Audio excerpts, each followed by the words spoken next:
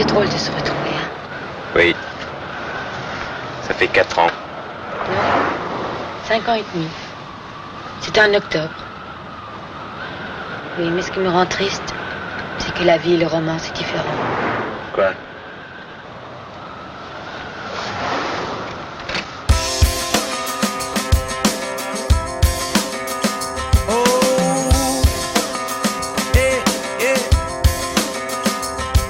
So, Kristen, it's the world premiere of Reallite right here from the Timing Cafeteria. Loving it. Cheers, benches. Cheers.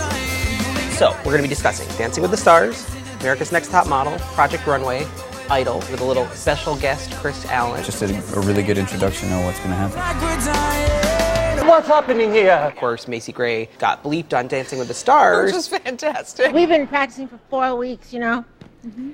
And I just feel like I finally cherry, you know? I think we can say it on this show because we're on the internet. She either said I busted my cherry or I popped my cherry. I think, yeah. And I think she had Amerika in her hand. You know, she moves as gracefully as a Yeti. Yeah. Although, as Tom said, she was charming. She was charming. It was charming and enjoyable. As a lover of live television, I really wanted to see what you'd say next week. She could have been this season's Cloris Leachman, but Amerika was like, oh, the big black lady scares me. Leaving right now, Macy and Jonathan. Kathy Ireland, though, I think won the day by invoking God. All things are possible with God, and I'm so happy to be here. You know what? Because she was not good. I mean, she was really terrible. And as Annie pointed out in her recap, it did seem like she thought that Dancing with the Stars was a diet infomercial that she was hosting, because she was like, I'm going to keep moving. I've struggled with my weight. And then at the end, she was like, Jesus! And that was enough. Look, if God was on her side, her salsa would have been a lot better than that. She was about as... And what was that furry fanny pack thing she had going on? It was crazy. She was like a starched shirt. You're supposed to have like some fluidity. Look at me, the dance expert. You're supposed to have fluidity in the salsa. But she was like a starched shirt. She was a fright. She is a supermodel, or a so-called supermodel. Yeah. I know that term gets thrown around. But she said she'd never walked in high heels before. Before I met Tony, I couldn't walk in high heels. What the hell kind of model hasn't walked in high heels? That's just a swimsuit lie. model. It's a bald-faced lie. Yeah. I don't believe it. I don't think Jesus would like that. Jesus doesn't enjoy lying, nor does he enjoy fanny packs. The show itself had some weird like moments of like, really? This is what you're gonna do? No more so than with the Iron Chef guy. Look, I know he's Asian. Shocked. And I know he has a martial arts background. Yeah. But really? Why wasn't he like, hello?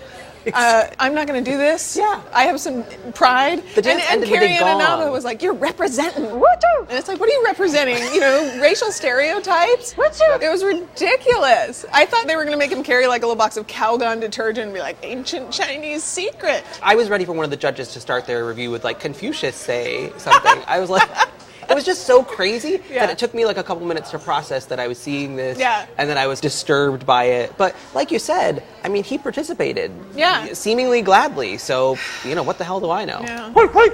The other disrespect of the week was Debbie Mazar. Actress Debbie Mazar! It's actress Debbie Mazar. Debbie Mazar. And then she comes on and says, I'm Debbie Mazar. Get it right. The judges were rude to her too, even though she had some trouble. Right. She wasn't terrible. She's funny. She's a good personality. I'd much rather watch her for several more weeks than somebody who's got a perfect dance routine. I'll take her any day over Joanna Krupa. Yeah. And I think Joanna Krupa knows that Debbie Mazar's competition because otherwise she wouldn't have hit her in the face. She pretended to be hugging, but I think she was up to something. And also, by the way, she's a total butterface. Like, what is that? I'm surprised that, like, the Maxim cover wasn't, like, cut off here that they showed because, like, sure, her body is very nice, but, like, oh. We've got to talk briefly about Idol and the Ellen situation. How are you feeling? We've had a couple weeks to process the news. Well, here are the cycles I went through. I got the press release on my BlackBerry, and I looked at it, and I thought, this is a joke. They're going to do this big stunt, and then she's going to be on her show and be like, haha, you know, I was kidding. And when you texted me, I had the same response. Yeah. I was like, joking? Because my thought was, she's richer than God, you know, she's already got a job. Why would she do this? You know, I can totally see why Idol would want her. You know, she's got an established following. She's not polarizing at all. Everybody either really likes Ellen or they're like, oh, okay, Ellen. You know, nobody's like, I hate Ellen DeGeneres. Yeah. And she can fill the nice woman slot, you know, the one who's like, oh, you know, you were good, whatever, you're beautiful. I will be an honest judge without being mean. I don't see what's in it for her other than just more money, more attention, more whatever. I know she loves the show, but can't she love it from her couch? I would prefer her to love it from her couch. I think having a fourth judge, as we saw last season, not a formula for success. Yeah. This is a huge miscalculation on the part of the producers. I think they think that the stars of the show are the judges. Yeah, it's going to get so much worse. It's going to get so much worse with Ellen. We saw her on So You Think You Can Dance. It was like punchline, punchline, punchline, and you're great, and you're great, and you're great. And that's not what the show needs. They need another interesting, critical voice on that panel. Simon right now is half asleep, and I think if they brought in someone who could match him in his critiques and maybe steal some of his thunder in that department, it would force him to snap to it and pay attention and then get push re-energized. Randy and Kara away. Just push them, Everyone's going to end up singing like one bar of every song, and then it's going to be like, you know. It's going to be like, hit this note, hit that note. Okay, let's move on. Yeah. You know, because the judges are really, I just feel like they're going to steal all that time. And I think Ellen is such a big personality, she's going to suck that air out of the room. I don't know. You know what, though? It's going to give them a big ratings boost, I think. And Initially. And I do think that it's a big F you to Paula, because it's like, oh, really? Well, we just got somebody who's 150 times more famous than you are. Thanks. That may be what this is all about, really, is giving her a big FU. But I think as much of an initial ratings boost as they'll get from Ellen, if she's as sucky as I fear she might be in terms of actual critique, it may actually hurt the show's long-term prognosis, because you don't want your audience fast-forwarding through 3 out of 4 judges. That's a bad thing. Yeah, I agree. I'm holding out some hope for Kara for the season, that maybe she'll improve. She'll rise to the occasion. I've got to hold on to something, and God, there's tragic. There's no alcohol in this cup. Yeah. So Chris Allen, we're here at Z100, where you just had the debut of your single, "Live Like We're Dying." Yeah. And then a fire alarm went off the minute it was done playing. I know, right? It must have been that smoking. You went there. Was it a tough decision picking the first single? Because I think the expectations are always high coming off Idol. It's like Amerika signed you. They feel like they have a hand in your entire career. Yeah. It's like, you better make the right choice. I think it's total pressure, but I think it's a good pressure. I think people, just expect us to come out and do good stuff. But, you have to prove yourself. We just got into the music business, I think that's what we're trying to do with this single, is, just a really good introduction of what's going to happen. Now, what about people who are upset that it's a quote-unquote cover song, even though I don't know if anyone actually ever heard this song stateside? No one put it out there. Right. There's a lot of people that get songs from other people, and that they didn't put on an album or something like that, and that's what happened with this one, and we're so proud of the song, and I feel like I made it my own, and I actually love the script. I think they're a great band, and everyone should listen to them. It gets in your head immediately. It's but not in a bad way, though. No, it's a good one. It's a good. I mean, I've listened to it probably. I'm not gonna lie. I've listened to it probably like 100 times. Hey, I'm a little obsessive OCD with the repeat button. Designers, I'm here to check in with you. Project Runway this week. I have to say, I am perplexed, and I'm a little bit woeful about Nicholas's win in the movie theme fashion week. You are the winner of this challenge. His dress was described as looking cheap by some of the judges. Right. It looked cheap. It looked like something out of the Fredericks of Hollywood Halloween collection. Exactly. They told one girl that her dress looked like it would be in a plastic bag, like a French maid's outfit. That's what I felt like with his. I guess they were supposed to be making costumes and not fashion inspired by film characters. It was very unclear. Because if it were a costume contest, then sure, he won, because that was a costume. That was a sci-fi costume. But the other dress, the Victorian Vampire Bride, was gorgeous for $150, and they raved about it, and yet he still didn't win. It was an exquisite outfit. I mean, it was really amazing. And like you said, for $150, he created that. I don't know how he managed to do it. Yeah. And I actually also thought Epperson's Western I liked that quite a bit. Was pretty cool too. I don't really like him. I find him kind of annoying, but he didn't whine. He got Western. He didn't want it. And it didn't look costumey. It looked like high fashion interpretation. I did love when Tim came in and saw the outfit and was like, the ruffles have such a profound visual impact. I mean, I'm really seduced by them. Tim's my favorite. It was like the highlight of my week. Carry on. Yes, I will. Thank you. The win this week kind of got to me, and the elimination kind of got to me.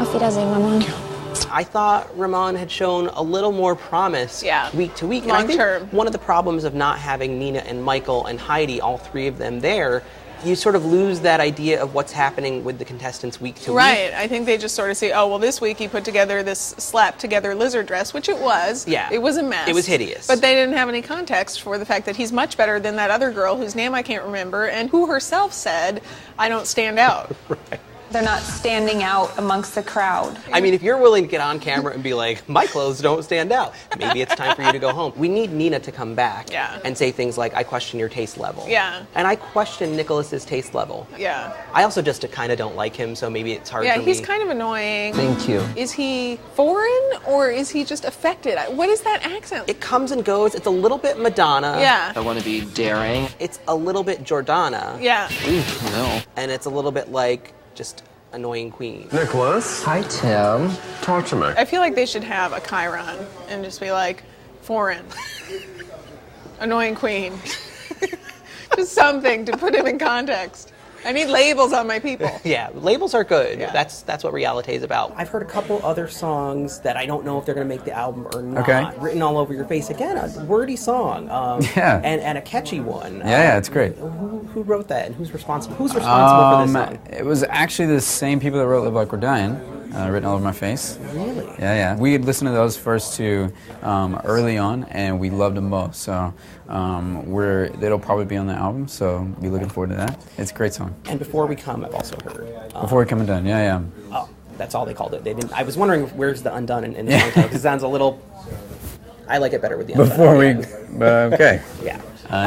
Yes. You need to tell your label to update the single title. But it's got a certain urgency to it. I actually wrote that song with another writer, Lindy and Greg Kirsten, Lindy Robbins and Greg Kirsten, and it was just got in the studio, and we were just sitting there, and we ended up writing something, and really love it. I think it's great, man, and we're gonna do some tweaks to it to make it a little bit better, but it's one of those songs that I think a lot of people are excited about. It's got a little angst to it. Yeah, the lyrics are a little like, not so happy and fighting for that relationship. Yeah, no, yeah. I think that's what a lot of people go through. Let's talk about Top Model. Smizing. Super Smize. Super Smize came to the rescue to teach the girls an all-important lesson. I think the show has reached like a disturbing point. It's almost like a Fellini film at this point. Don't you think? They clearly have no budget, so when they want to do something special or crazy, Tyra just talks in a French accent or puts on a cape. Honestly, does she not know that she looks like a moron when she does those little skits, or does she not care? Is that what she's going for? I don't know. Smile with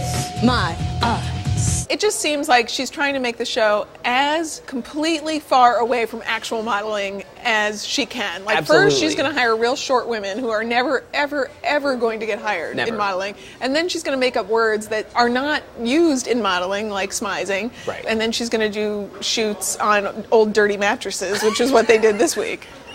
I mean, honestly, it makes the Janice Dickinson modeling agency look legit. Yeah. But I do have to say, I've got to give props to Diva Divana. Oh my God, I loved her. Girls, I want you to meet Miss Diva Divana. 9-year-old runway sensation. It was like she had stepped out of my RuPaul CD with Supermodel You Better Work. Yeah. I was like, she's 9 years I would watch old. a show about her. Oh my God. And she was just looking at those ladies like, you old hags, I am so far ahead of you and I'm 9. Why was she not the guest judge? Oh my God, can you imagine? That would have been awesome. If She's like, I'm just not seeing it. I don't know if she can speak because we actually didn't hear any sound come out of her mouth. But even so, I think that would have made her an even better guest judge. She could have just been like... Smoking. Jesus!